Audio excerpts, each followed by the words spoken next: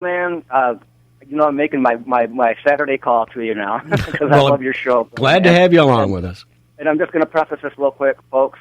If you haven't gone on the drift, you got to do it, man. And he didn't pay me to say it.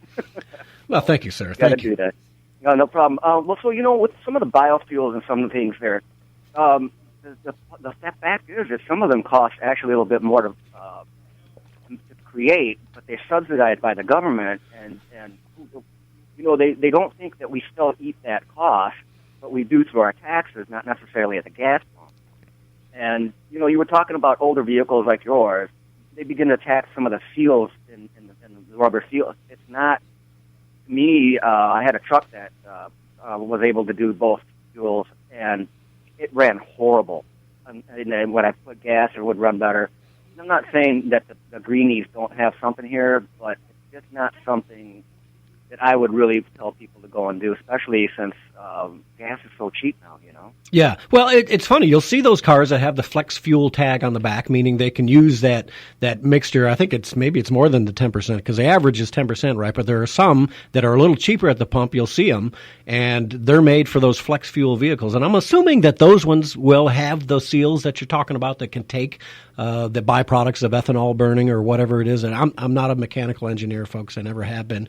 But you're right. I don't think that people take into effect that, it's growing the corn. That takes energy, right? You got to pump water to it. You got tractors to till the soil. When you take everything that's into account to grow oil or to grow a fuel like that, how much is it compared to pumping oil out of the ground and running it through a distillation process to get your kerosene, your diesel, whatever else? And I think this new study from U of M, even though some people say, it's paid for by the American Petroleum Institute, bull. Common sense will tell you it costs money to raise beets or corn or whatever that you're going to turn into alcohol. And, of course, there's a secondary cost of you're now competing with our food supply, right? We need that corn to feed the animals, to make our steaks or beef or pigs, whatever. You know what I mean? You got that right, sir. Hey, listen, thank you so much, Gary, for everything you do. I'll hit you up on online, and I'll talk to you next week, I hope, all right? Thank you, Will. Love having you call in. Great call. All right, God bless, sir. You too. Okay, so we're talking Hillary Clinton, and Hillary Clinton being a racist. And, if you know anything about Senator Robert Byrd, who's dead now, God bless his soul, Senator Robert Byrd was a longtime senator, Democrat, in the U.S. Senate. And Hillary Clinton always likes to call him a mentor. Now, this is not me just making this up, right? Derek, you got track 3 there already? Let's listen to how this is Hillary talking in memoriam about Robert Byrd. Now, this is online in video, and I want you to please go to thedailydrift.com. You can see this video. This is her talking, and in the subtitles on the video screen, they're giving you the facts about Robert Byrd, who was a longtime member of the KKK and founded the KKK in West Virginia. Go ahead and run that track. Today, our country has lost a true American original, my friend and mentor, Robert C. Byrd. Senator Byrd was a man of surpassing eloquence and nobility, and I will remember him for many things. It is almost impossible to imagine the United States Senate without Robert Byrd. He was not just its longest serving member, he was its heart, its soul, and its historian. From my first day in the Senate, I sought out his guidance, and he was always generous with his time and his wisdom. I admired his tireless advocacy for his West Virginia constituents, his fierce defense of the Constitution and the traditions of the Senate, and his passion for a government that improves the lives of the people it serves. As Secretary of State, I continued to rely on his advice and counsel. Robert C. Byrd led by the power of his example, and he made all of us who had the honor of serving as his colleagues better public servants and better citizens. Robert C. Byrd left such a legacy. Yeah, he left such a legacy. So let me ask you something I just heard there. So if she relied on a KKK leader's opinions in her process of being Secretary of State and making policy, let me ask you something. She's taking advice from a man who hates the African American population, who obviously hates the Latino population, and maybe the reason she's bringing in so many refugees is so that she can continue to hurt the African American or Latino population. Is that a possibility? Gary, you're putting your tinfoil hat on, you may say. Well, let me ask you. The proof is in the pudding. Robert C. Byrd was indeed a member of the KKK. There's no ifs, ands, or buts, folks. This is what it is. And people in West Virginia were electing him repeatedly. Does he stand for his constituents? I guess so. There must be a lot of people who really liked him for, maybe there are other people who liked him for other reasons than the fact that he was in the KKK. But there are pictures online. All you have to do is do the research yourself. Google it up. Robert Byrd and Hillary Clinton. You've got pictures online of the man in his KKK, Ku Klux Klan uniform. And this is her mentor. So do you think she really cares about the African American community? Do you really think she cares about people of any color? Not any farther than they'll vote. That's all they want. Like all Democrats, and you need to do your homework on this. If you're not getting online and Googling up Civil Rights Act and how the Republicans have always been the ones there to help the African American community, you're not doing yourself justice. Don't let the Democrats make you believe that they are the ones that stand for the African American community, because they most certainly do not. Let's take a call from Joe from Wyandotte. Joe, welcome to the show. Haven't heard from you in a while. Yeah. How you doing, my friend? Good to hear from you. Okay. Dinesh D'Souza, Hillary's America. Everybody's got to get off their butt and see it before it's completely gone from the theaters. If they haven't done so already, drag friends, neighbors, family with you to see it. Dinesh obviously saw that every election cycle they try to tie racism to our candidate. Obviously, when he was putting the movie together, he didn't know Trump would be the candidate and couldn't address it directly. But he ties her to Margaret Sanger perfectly. Unfortunately, he didn't spend any real time tying her directly to Robert Byrd, which would have been convenient, like you're doing now, to make those points. Because every election cycle, we know they are going to pull the racism crap and that in the history and hide the history from their voters. Yeah, Joe, that's a great point, and I have not yet seen that. I got to find the time to get out to the theater. I'm going to probably have to see it at a matinee or something. But I tell people there are 3 movies I think we need to see, each and every one of us, before we elect a president in November. And the first, for me, was 13 Hours. If you watch 13 Hours and can still vote for Hillary Clinton when you're done watching that, there's something wrong with you. If you watch Clinton Cash, and I think I've heard you on another show, you've seen Clinton Cash as well, right? Yes, sure have. All I can say, folks, is this.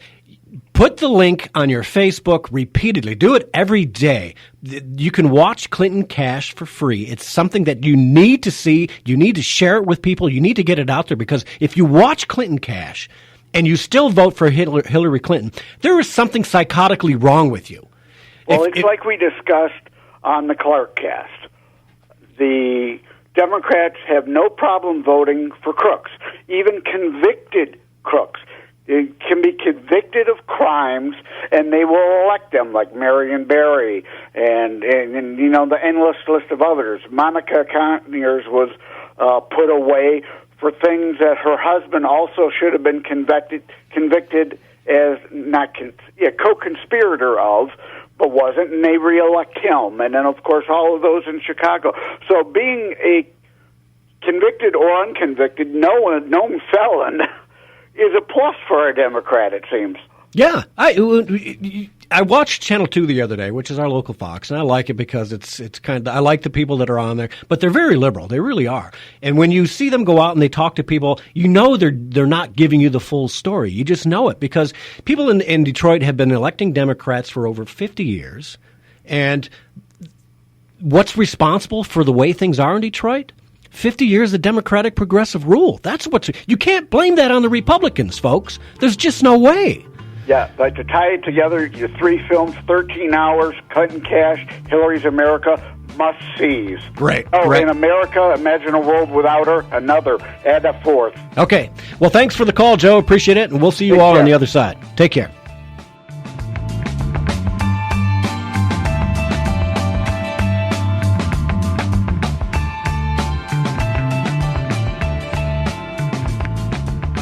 Wham! Talk 1600. Hey, my blood brothers of freedom. This is Ted Nugent. Southeast Michigan's conservative powerhouse. God bless Ann Arbor and Wham Radio. I started doing interviews on Wham Radio around 1966. I celebrate and promote the God-given individual right as guaranteed in the U.S. Constitution, the Bill of Rights, for us to defend ourselves, to keep and bear arms. And just to make sure everyone understands what we the people understand, keep can only mean one thing.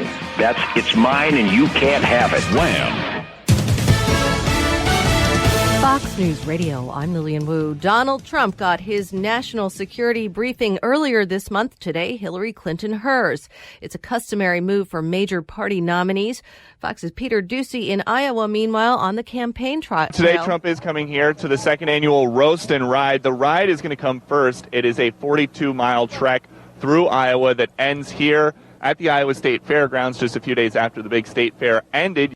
A man who survived the quake in Italy has died from his injuries. There are now 291 killed, 35 of the victims remembered in the town of Ascoli. All of the mourners from two villages, they all knew each other. A state funeral attended by the Prime Minister Matteo Renzi and also the President of Italy, Sergio Mattarella.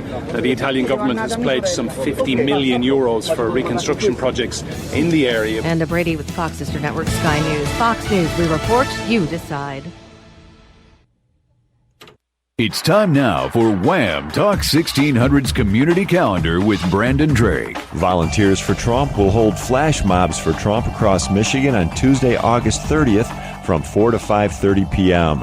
At each location, volunteers are welcome to appear to rally and show Trump signs to commuters. Handmade or official signs are all welcome. Flash mob sign locations include the intersection of Washtenaw and Carpenter Road in Washtenaw County. In Wayne County, the intersection of Ann Arbor Road and Hagerty Road. In Oakland County, the intersection of Hagerty Road and 8 Mile. In Livingston County, the intersection of Grand River and Amdorf in Brighton. And in Macomb County, the intersection of 12 Mile Road and Van Dyke. To learn more, you can email info@MichiganConservativeCoalition.com. Washtenaw County Vietnam Veterans of America Chapter 310 are holding their 14th annual pig roast. It'll take place Sunday, September 11th from noon to 4 p.m.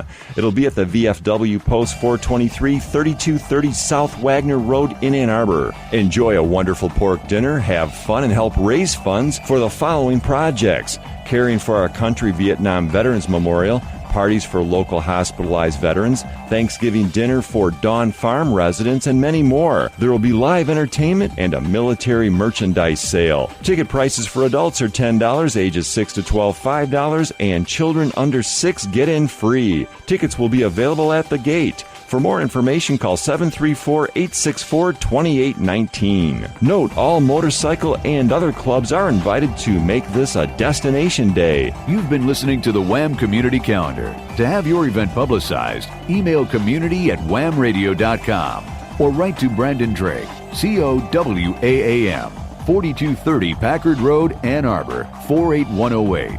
Wham! Talk 1600.